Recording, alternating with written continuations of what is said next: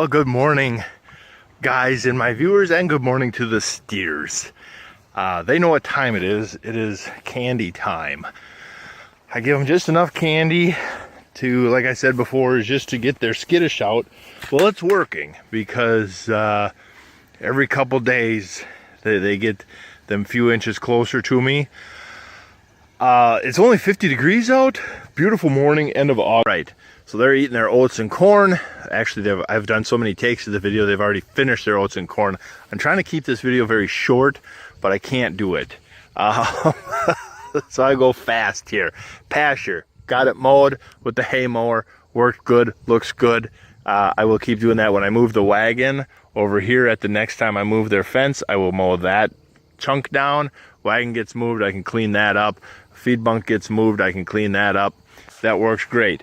The steers and that mineral. I will get you the information from my neighbor, either his contact information if he wants to share that, or the information of where he gets the product and what the product's called and all that jazz, because the two blacks really did shine up. A lot of that red that was on their rib cage is gone. Their spine is really shined up, and now you can see coming down their body that they're really, the redness is going away, that fuzzy long hair is going away. They are really starting to shine up good. So you bet he told me what would happen, and I guess I'm a believer now. So I will get that information on the forum to you guys.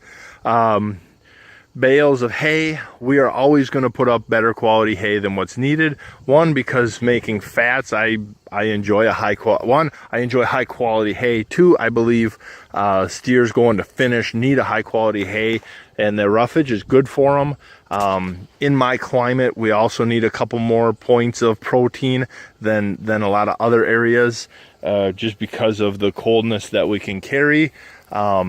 You know, when you get them couple weeks in January or February, where you get 2 or 3 weeks in a row where it never gets above 20 below, you bet you're going to go through a lot of protein. And so I'd rather grow it than buy it. We're moving the farm to just an old-fashioned farm. We're going to have cattle. We're going to have pastures. Behind pastures is going to be corn. We're going to bring in some small grains to replace soybeans. We're going to bring in alfalfa to replace soybeans. And behind the small grains, we're going to bring in a green manure crop to follow with corn. So we're going to become very inexpensive on raising corn. We got a good thing started. We're going to keep moving forward with it. Ever since adding the hay, you can see that they've been really cleaning up less of their pasture mix, and that's okay. This is a zero waste system. If, like we said before, if what they don't eat is green manure, what they do eat is brown manure. Either way, this field's covered in manure, and it's only going to get better. So yeah, I like your guys' advice. Please keep the advice coming. I do take your advice seriously. I do watch your guys' videos a lot more than I comment on them. But I can't do everything that everybody else is doing. Ted is doing a ½ acre per head efficiency. I will never touch that. There is no way possible I can touch that. The Carleton County up here, the University Extension, they got Troy Sauser. He's got a lifetime of figuring out how to efficient and make money on steers for farmers and working with farmers. And Kent Salzberg from the Sustainable Farmers Association doing the same thing, just a lifetime of research on cattle grazing and cattle management. And in our climate, they're getting down to that acre to an acre and a half, which is unheard of. The typical guy around me just doing old grass pasture, he's going to be about 2.5 to 3 acres minimum per head per year, just because you're going to need that much. So I'm going to try and take, what Ted and Brad and James and Bill and Dan and everybody else that I follow is doing, and see if I can't get myself down to that 2 acre per head. And then still have it work good for the row crop side and my management style. I got enough other stuff going on. I can't move fencing 3 times a day. I choose not to move fencing once a day. I'm happy moving fencing once a week. That is my management style. That's where I'm going to be. Talking pasture management is like talking row crops.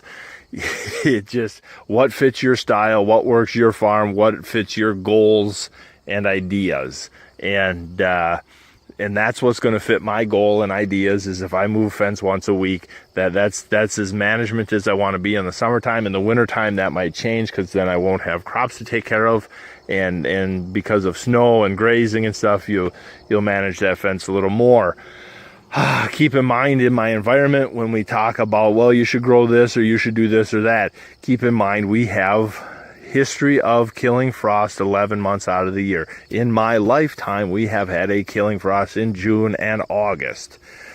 Every other month is not a surprise. A killing frost in April, May is not a surprise, and a killing frost in September is not a surprise. But a killing frost in June and August, that raises some eyebrows. But it's happened here, and it's happened in my lifetime. And so we got to keep that in mind when I'm trying to do pasture mixes, and other people are like, well, why didn't you just do this? Well, I can't do that because them crops just simply will not go here. Got to remember, we're only 80 miles south of Superior and whatever miles south of Mille Lacs. As you go north of here, corn production ends at 11 miles north of me. Any corn being produced at Hinckley or north of Hinckley is either for their own farm or for the egg farm up there. There's a huge chicken farm up there that buys a tremendous amount of corn. If it was not for that chicken farm, there would not be corn up there, because you go 30 miles north of me and you now enter the weather zone coming off of Superior and Mille Lacs. So if you get any breeze coming from the north, whether it's the east or west, you're going to get some influence from them two lakes.